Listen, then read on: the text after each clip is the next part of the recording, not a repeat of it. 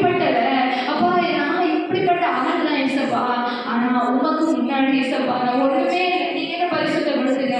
மனுஷன் எப்படினாலும் சொல்லலாம், மனுஷன் உங்களுடைய பழையவைகளை சொல்லி காமிக்கலாம், மனுஷன் உங்களுடைய தப்பிதங்களை சுட்டி காமிக்கலாம். ஆனா ஆண்டவர் ஒரு வாட்டி மன்னிச்சிட்டாருன்னா மனசுல ஏன் நடந்துச்சுன்னு கூட சொல்லி காமிக்காத தேவன். அவர்களை பயன்படுத்த சித்தம் உண்டானால் அதை ஒரு மனுஷனோ அதை ஒரு பிசாசின் கிரியையோ தடைகள் அதுக்கு முடியாது.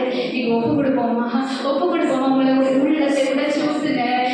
இது வரைக்கும் நான் எப்படியோ வாழ்ந்துட்டேன், இது வரைக்கும் நான் இது வேணும் அது வேணும் சமாதானம் வேணும் கேட்டுட்டேன். ஆனா அது எல்லாமே உங்க கூட தானே ஏசப்பா இருக்கு. நீங்க மட்டும் போதும் ஏசப்பா, உங்க அன்பு மட்டும் போதும் கேட்போமா ஏசப்பா. நீங்க மட்டும் போதும் ஏசப்பா, என்னோட வாழ்நாளுக்கு நீங்க போதும் ஏசப்பா. இந்த விஷயத்தை உண்மையாக தீர்மானம் எடுப்போமா.